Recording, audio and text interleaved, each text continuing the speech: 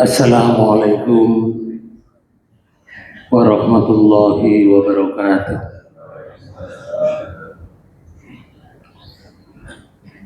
Bismillahirrahmanirrahim. Innal hamdalillah nahmadullaha tabaraka wa ta'ala usolli wa usallimu ala anbiya'ihi wa rasulihi wa ala khatamihim nabiyina Muhammadin sallallahu alaihi wasallam wa ala alihi wa ashabihi ajma'in. Asyhadu an la ilaha illallah wahdahu la syarika lah wa asyhadu anna Muhammadan abduhu wa rasuluh. Amma ba'du, fa ya ayyuhal hadirun wal hadirat, usikum wa nafsi taqwallah faqad fazal muttaqun. Bapak Ibu saudara sekalian, jamaah salat subuh yang dirahmati Allah, hadirin hadirat Bapak Ibu yang dirahmati Allah, bentar lagi di bulan ini kita akan menghadapi momen, yaitu bulan Dzulhijjah tanggal 10, di mana bulan Dzulhijjah itu disyariatkan kita untuk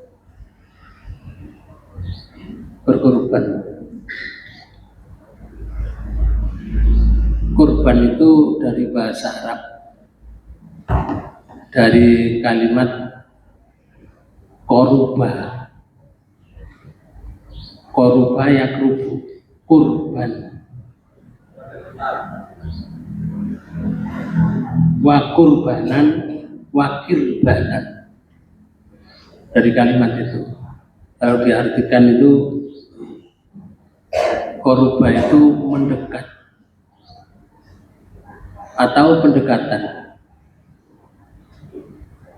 artinya mendekatkan diri kepada Allah dengan metode penyembelihan hewan kurban. Karena mendekatkan diri kepada Allah itu banyak cara, Bapak sekalian, termasuk dengan cara wasilah. Wasilah itu dengan amal perbuatan. Kalau kita ingin dekat pada Allah dengan wasilah, itu diperbolehkan dan diperintah oleh Allah. Cuma bukan dengan benda mati, tetapi wasilah itu dengan Asmaul Husna, dengan amalan yang baik, dengan doa orang tua, doa teman, gitu. Itu dipakai wasilah. Contoh, kalau kita misalkan ada ujian di rumah tangga, mungkin problem rumah tangga yang ruwet begitu, kita bisa mendekatkan diri dengan wasilah amal perbuatan. Contoh, misalkan saya setiap bulan itu nyantuni anak yatim, misalkan, atau menyekolahkan anak yatim sampai tuntas. Pada suatu ketika ada ujian rumah tangga, lalu minta solusi dari Allah. Ya Allah, saya setiap bulan atau selama ini menyekolahkan anak yatim sampai anak yatim itu selesai sekolahnya. Ya Allah, semua itu saya lakukan karena ingin mendapatkan ridho-Mu. Kalau Engkau nilai perbuatan saya ini baik, ya Allah, aku mohon keluarkan dari jeratan ujian yang menyakitkan di rumah tangga ini. Boleh, Pak? Seperti itu boleh. Dan dicontohkan oleh hadis Rasulullah dulu pada zaman sebelum Rasulullah terjadi seperti itu. Orang masuk gua itu. Lalu amalannya bagaimana? Amalannya tetap utuh, tidak hilang. Tidak hilang. Tapi kalau amalan kita ini ditunjukkan kepada orang atau diperdengarkan kepada orang, nah itu yang hilang. Contohnya, saya ini selama hidup saya ini selalu nyantuni anak yatim. Anak-anak yatim itu saya sekolahkan sampai sekarang sudah berhasil. Orang yang lain tidak tahu, diberitahu dengan amalan yang baik itu. Kalau dia sengaja memberitahu itu ingin mendapatkan pengalembono dari temannya itu, hilang udah. Itu jenis sum'ah. Diperdengarkan kepada orang lain atau diperlihatkan. Kalau diperlihatkan itu berbuat, diperlihatkan pada orang, itu namanya riya, hilang. Tapi kalau kita kepada Allah langsung, amalannya utuh dan diberi solusi oleh Allah, itu namanya wasilah. Pendekatan lewat wasilah. Nah, kalau ini pendekatan lewat momen kurban dengan harta. Bapak Ibu saudara sekalian, ada hadis riwayat Ibnu Majah. Panjenengan mungkin pernah dengar. Rasulullah pernah menyatakan ini, ditanya oleh sahabat, ya Rasulullah, mahadil ad-dohi. Ya Rasul, apa yang namanya ad-dohi? Ad-dohi itu udiah, binatang udiah. Udiah itu hewan kurban. Ya Rasul, namanya ad-dohi itu apa? Qala Rasulullah dawuh, sunnatu abikum Ibrahim. Itu adalah sunnah bapakmu Ibrahim. Lalu sahabat bertanya lagi, famalana fiha? Ya Rasul, famalana fiha? Apa yang kita peroleh dari kurban itu, dari udiah itu ya Rasul? Rasulullah menyatakan, ini bunyi sebuah hadis bahwa bikulli sa'aratin hasanah. Setiap satu rambut itu bulu, setiap bulu itu hasanah, adalah kebaikan. Jadi udiah itu cara kambing mulune sak mulu kae itu siji mulu itu ada kebaikan. Karena ngitung dong. Itu menurut hadis ini.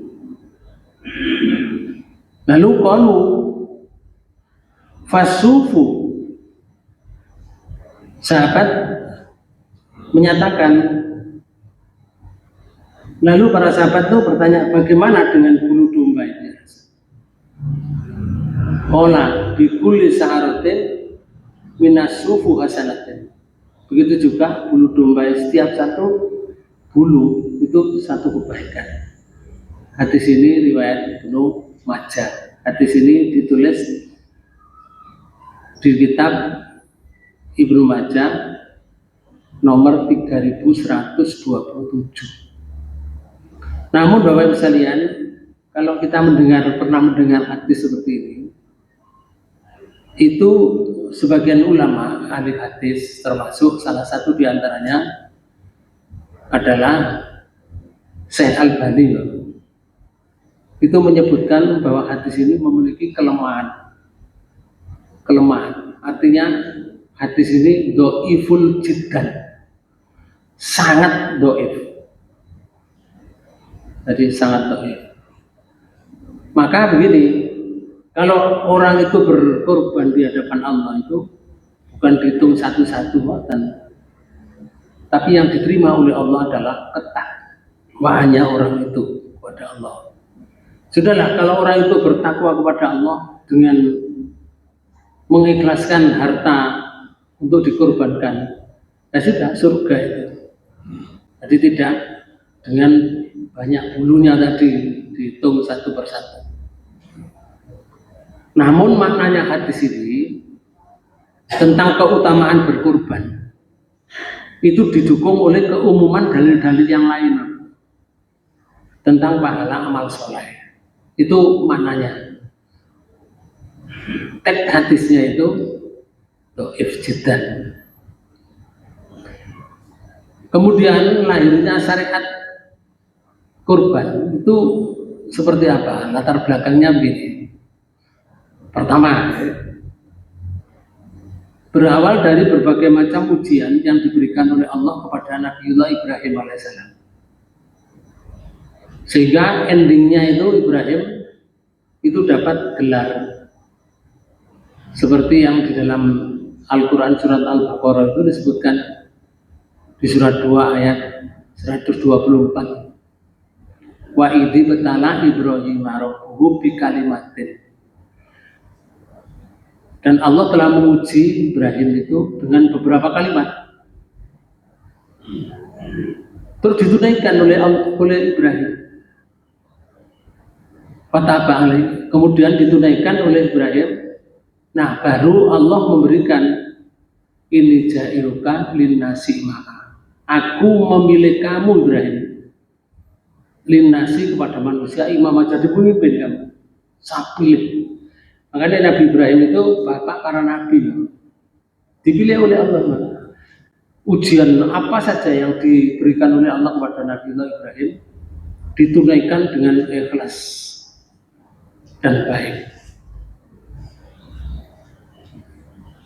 Kemudian Bapak sekalian, salah satu di antaranya ujian yang pertama itu adalah Ibrahim berdakwah kepada ayahnya. Artinya berdakwah mengajak ayahnya bertauhid. Karena bapaknya yang namanya Azar itu di dalam Al-Quran itu disebutkan bapaknya itu tukang gawe patung yang disembah oleh Namrud dan bala tentaranya Namrud. Patung itu disembah oleh mereka. Nah, si gawe itu sinten? Si gawe bapaknya Nabi Ibrahim yang namanya Azar. Sehingga di dalam Al-Quran itu disebutkan Ibrahim mengatakan, Bapak, apa yang kamu sembah ini? Panjenengan kok tekun menyembah ini. Di dalam Quran surat 6 di ayat 74 itu Allah menyatakan ini. Wa idh qala Ibrahimu li abi. Ketika Ibrahim itu berkata kepada bapaknya, Azar namanya. Atattakhidhu asnama alihah. Hei Bapak, pantaskah kamu menjadikan berhala-berhala ini sebagai Tuhan-Tuhan? Atattakhidhu asnama alihah. Panjenengan kok gawe Tuhan-Tuhan itu kok mriki terus sampean sembah niku pantes apa Pak? Ini aroka wa qaumuka fi dhalalin mubin. Sesungguhnya aku mengetahui panjenengan kaum panjenengan itu fi dhalalin mubin. Itu dalam kesesatan yang nyata sesat. Nabi Ibrahim ketika mengatakan seperti ini, Bapak sekalian, sudah mendapatkan hidayah. Karena Ibrahim itu sebelumnya kan ya pernah bertanya pada bapaknya, bertanya pada ibunya juga sama, pertanyaannya sama. Salah satu pertanyaannya begini, Bapak, Tuhan saya itu siapa sih? Jadi bapaknya, Tuhanmu itu ya ibumu itu. Nah Tuhan ibu siapa Bapak? Tuhan ibumu itu ya bapakmu itu. Nah Tuhan bapak sinten? Tuhan bapak itu ya Namrud. Nah Tuhan Namrud sinten? Tuhan Namrud ya sing digawe bapak iki. Bapak kan gawe patung Bapak. Tuhan Namrud ya sing digawe bapak iki. Lah Tuhan sing digawe bapak niku sinten? Gak iso jawab dikuaplok Ibrahim. Itu pernah terjadi. Sehingga Ibrahim diberi oleh Allah hidayah mencari Tuhan, Bapak. Delok bintang dianggap Tuhan, bintang yang mendelok, gak seneng aku bintang. Gak seneng bintang jadi Tuhan. Malam lagi melihat bulan, itu lebih besar Tuhan saya ini. Besok paginya bulan tidak ada, saya tidak senang dengan bulan sebagai bintang, sebagai Tuhan. Begitu juga besoknya melihat matahari, semua tidak ada yang bisa difikir oleh Ibrahim. Akhirnya mereka bukan Tuhan, diberi hidayah oleh Allah. Ibrahim akhirnya meluruskan dakwahnya, itu meluruskan tauhid. Itu baru diberi hidayah oleh Allah. Ibrahim melaksanakan atau berdakwah kepada kaumnya itu baru. Itu meluruskan tauhid dan berani melawan tradisi. Berani melawan tradisi. Hidup itu Bapak ya. Kalau tidak berdasarkan kitab Allah, tidak mengikuti Rasulnya, itu mesti ngikuti nenek moyang, mesti. Jadi bahasa saya itu hidupnya pilihannya dua. Kalau tidak ngikuti Allah dan Rasulnya, ya mesti ngikuti nenek moyang. Orang itu kalau nggak ngikuti nenek moyang, ngikuti Quran dan hadis, itu yang benar. Itu seperti itu hidup ini. Makanya disindir oleh Allah. Sebagaimana di Quran surat 2 di ayat 170 itu Allah menyatakan, wa idza qila lahum ittabi'u ma anzalallah. Kalau mereka itu diajak untuk kembali ke Quran. Ma anzalallah itu apa yang telah diturunkan oleh Allah, namanya Quran. Kalau mereka itu diajak kepada Al-Quran, jangan melakukan begitu. Quran itu tidak mengajarkan seperti itu. Rasulullah juga tidak mengajarkan seperti itu. Kalau mereka itu mengatakan, bal nattabi'u ma alfaina alaihi abana. Tidak, saya tidak mengikuti Al-Quran. Bal nattabi'u, tapi aku mengikuti ma alfaina alaihi abana, apa yang telah ada pada bapak dan mbah saya. Padahal Allah menyatakan di ayat itu, awalau kana aba'uhum la yaqiluna shay'an wa la yahtadun. Apakah mbah-mbahnya, bapak-bapaknya itu masih diikuti oleh mereka? Padahal bapaknya, mbahnya itu bukan ahli fikir, bukan orang pinter. Dia juga tidak mendapatkan hidayah dari Allah. Apa masih diikuti mereka? Disindir oleh Allah. Orang yang hidup tidak berpegang pada kitab Allah itu pasti larinya kepada nenek moyang. Itu pasti.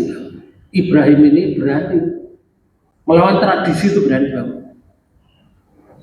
Gak dipikirkan bagaimana dirinya nanti, bagaimana kalau dihukum, bagaimana kalau dibunuh. Itu tidak dipikirkan. Yang dipikirkan adalah kepentingan Allah. Bagaimana tauhid itu bisa tegak. Nyatanya benar, Ibrahim menghadapi Namrud sampai dibakar. Dibakar. Endingnya itu dibakar Ibrahim. Dilempar dari atas ini ke api yang menyala-nyala di bawah. Namun Allah yang buat api. Api itu kalau menurut manusia itu membakar. Api itu kalau menurut manusia membakar. Tapi menurut Allah netral. Api itu. Bagi Allah gaya bakar ya bisa, tidak membakar ya bisa, dibuat dingin ya bisa saja. Karena itu dikabarkan oleh Allah ketika Ibrahim dilempar dari api itu, Allah berfirman kepada api di Quran surat 21 ayat 69. Allah menyatakan, ya narukuni, wahai api, Barda wa salaman ala Ibrahim.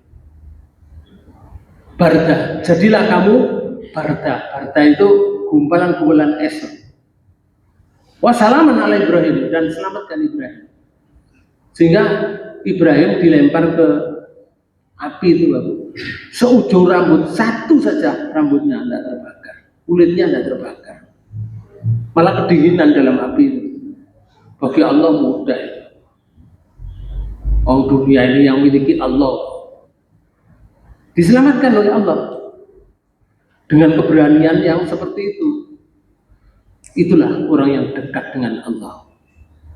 Betapapun manusia membuat makar yang luar biasa, Bapak, tapi endingnya diselamatkan oleh Allah. Karena itu di dalam Quran surat Al-Anbiya surat 21 ayat 51 itu Allah menyatakan begini, walaqad ataina Ibrahima rushdahu min qablu wa kunna bihi alimin. Dan sesungguhnya telah kami anugerahkan kepada Ibrahim rushdahu. Rushdahu itu bahasa Arab, bahasa Indonesianya itu cerdas. Tapi di sini diterjemahkan hidayah. Diberi oleh Allah hidayah. Min qablu, sebelum Nabi Musa dan sebelum Nabi Harun. Memang Nabi Musa, Nabi Harun kan keturunan Ibrahim. Nabi Ibrahim itu dianugerahi oleh Allah hidayah kebenaran. Min qablu, sebelum Nabi Musa dan sebelum Nabi Harun. Wa kunna bihi alimin, dan Allah Maha mengetahui terhadap keadaan Ibrahim. Didakwa kepada bapaknya. Lalu tidak hanya kepada bapaknya, Nabi Ibrahim selanjutnya dakwah kepada kaumnya. Ya, kepada bapaknya juga kepada kaumnya. Contoh dikabarkan oleh Allah dalam Quran surat 21 ayat 52 tadi sampai ayat selanjutnya. Ibrahim mengatakan kepada bapaknya, irqala li abi wa qaumi ma hadhihi tamasilu allati antum laha akifun. Ingatlah ketika Nabi Ibrahim berkata kepada bapaknya dan berkata kepada kaumnya. Kalau tadi berkata pada bapaknya saja, sekarang berkata pada bapaknya, yuk berkata pada kaumnya. Ngomongin tadi, patung-patung apakah ini yang kamu tekun beribadah kepadanya? Bapak Ibu sekalian, orang itu kalau menyembah selain Allah itu lebih tekun, sepertinya lebih tekun, Bapak, daripada menyembah Allah sendiri. Kalau menyembah Allah itu kadang-kadang ableh-ableh, kecuali orang yang imannya sudah baik. Tapi kalau orang yang tidak menyembah Allah itu lebih tekun. Ini contoh ya, saya beri contoh. Pada suatu ketika anak saya itu tugas di Bali, di Bali. Saya nyambangi sana sekeluarga. Namanya anak ya, orang tua diajak ke pantai-pantai di Bali kan banyak pantai. Lah pulangnya sore, gitu loh, mulai pagi itu sampai sore. Mau pulang, kuncinya mobil itu tidak ada. Waktu golek itu, mulai pasir itu sepanjang itu, ure-ure nggak ketemu. Lah, nggak ketemu. Setelah tidak ketemu, waduh ya Allah semulia kan, mobilnya tak tungguannya namanya. Saya seumur-umur Pak Bu, turu pinggir pantai semalam hari itu Pak. Jadi namanya pasir-pasir itu saat tidur nunggui mobil itu, gak mulai. Sehingga di waktu malam Pak, sepi ya, jadi pantai itu. Namanya anjing pun luar biasa, waduh. Dikeroyok anjing yang rasanya. Saya tidur loh semalam, nggak bisa tidur, gelap tikar itu nggak bisa tidur. Nah saya dengan mantu saya, gentenan turu ya, awak turu dhisik, aku tak jaga jogong, tapi boleh mari awak turu, aku tak ganti dulu, awang mesti jogo. Oleh anjingnya banyak aku malam. Wow, jenggongannya anjing itu luar biasa. Maka Bapak sekalian, intinya begini, pukul 1 malam ada beberapa kelompok itu datang, lanang wedok, kelompok itu datang, mandi nang laut, yur itu mandi, kumkum nang laut, pukul 1 malam, mandi. Setelah mandi itu dia ngupeng begitu, ada yang dinyalakan gitu, terus begini gitu, begini. Waktu saya film cuma karena malam kurang terang, itunya apa? Kameranya. Pikir saya gini, wah ini loh jam yang ini, kok mandi no laut, apa gak kademen gitu. Ternyata itu ibadah. Sehingga mereka itu pukul 1 malam ibadah tekunnya seperti itu. Muga mriki ngoten, muga awake dhewe ngoten, salat tahajud. Kalau kita itu salat tahajud, mereka itu sungguh-sungguh. Begitulah makanya ayat ini disebutkan ngeten. Patung-patung apakah ini yang kamu tekun beribadah kepadanya? Itu kejaman Nabi Ibrahim itu seperti itu. Sampai sekarang ya sama. Makanya disinggung oleh Allah dalam Quran itu di surat Al-Baqarah ayat 165 itu kan ada kalimatnya. Wa minan nasi mayattakhidhu min dunillahi andada yuhibbunahum ka hubbillah. Ada sebagian manusia itu mayattakhidhu min dunillah, mereka itu menyembah selain Allah. Andada yuhibbunahum ka hubbillah. Mereka itu sangat mencintai seperti mereka itu mencintai Allah. Padahal orang Islam itu, orang yang beriman itu sangat mencintai Allah. Orang kalau mencintai Allah Pak Bu, jangankan hartanya, buat jiwanya diberikan. Orang itu kalau sudah mencintai Allah itu begitu, berikan jiwanya. Makanya orang berjihad yang perang juga, gak mati kan? Udah cinta kepada Allah. Yang dilihat itu mati syahid, surga. Itu kalau sudah mencintai Allah. Orang yang mencintai selain Allah itu koyo mencintai Allah, koyo ini mau ceritanya. Akhirnya kembali ke Ibrahim. Nabi Ibrahim mengatakan mereka itu mengatakan ini, qalu wajadna aba'ana laha abidin. Ibrahim, aku ini mendapati bapak-bapak kami, mbah-mbah kami itu melakukan seperti ini. Dola bodoh. Jadi mereka itu yang diandalkan adalah bapaknya, mbahnya. Qala, akhirnya Nabi Ibrahim mengatakan, laqad kuntum antum wa aba'ukum fi dhalalin mubin. Sungguh kamu dan bapak-bapak kamu adalah berada dalam kesesatan yang nyata. Ini dakwahnya Ibrahim pada kaumnya. Sehingga diancam oleh kamu keluar, saya akan membuat makar pada Tuhan. Ternyata betul aku. Begitu mereka merayakan hari raya di luar istana, dikepruk isi jenenge Tuhan. Dikepruk hancur dan ditinggal yang satu yang besar. Kapaknya Ibrahim itu diletakkan di lehernya Tuhan yang paling besar itu. Itulah yang mengakibatkan Nabi Ibrahim sampai dibakar. Ini ujian yang pertama.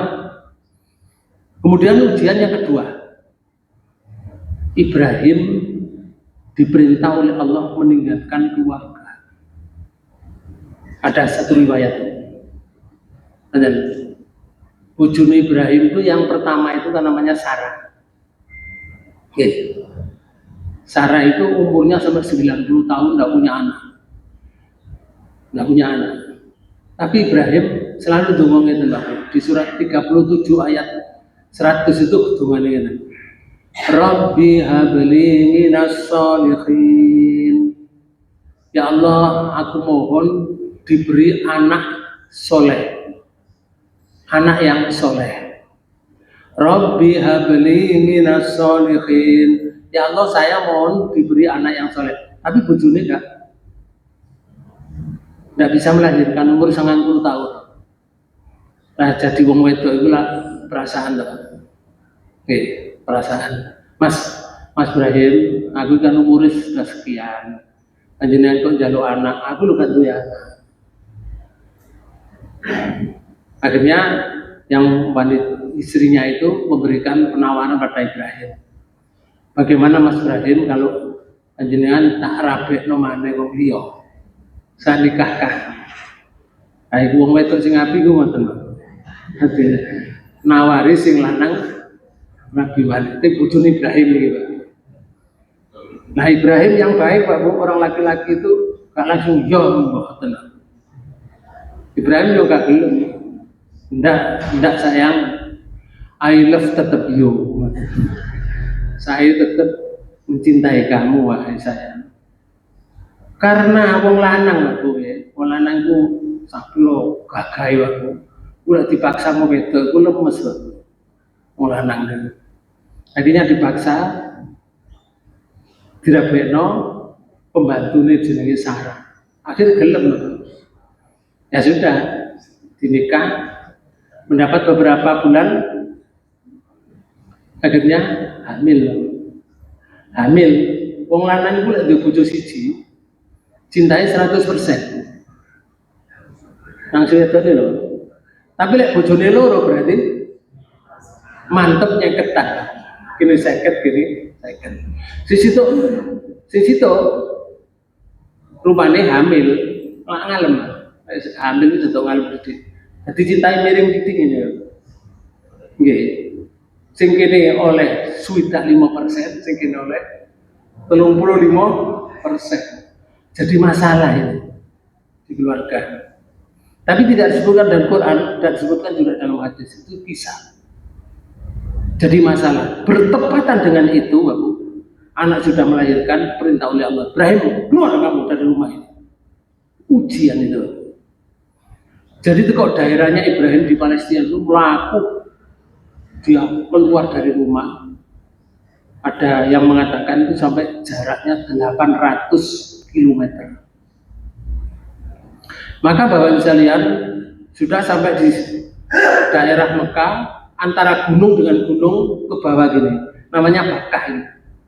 Sekarang Mekah ini, Bakah itu, Ibrahim dengan gunung anakmu, dengan gunung bojomu, tinggalan mulai.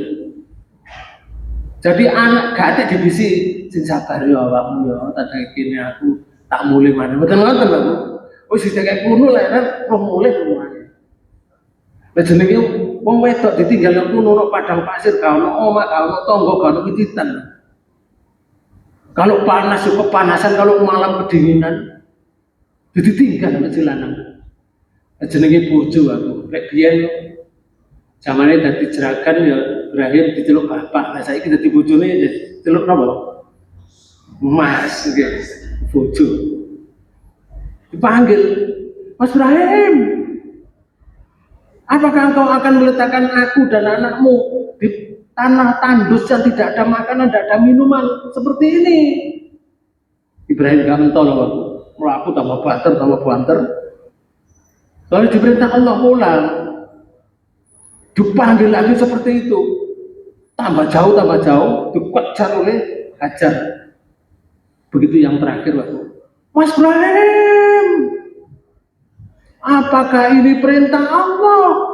Baru Ibrahim manduk dari Jawa, gak mentol, nangis.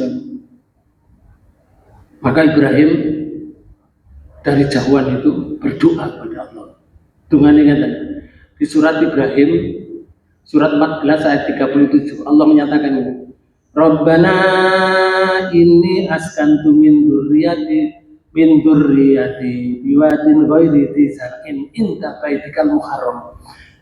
Ya Allah, Sesungguhnya aku telah menempatkan sebagian keluarga saya, keturunan saya di lembah yang tidak punya tanaman-tanaman ini, di dekat rumah engkau Baitullah yang dihormati. Rupanya Bapak, lereng nopo itu nopo pondasi. Sudah ada pondasinya, sekarang jadi Ka'bah itu.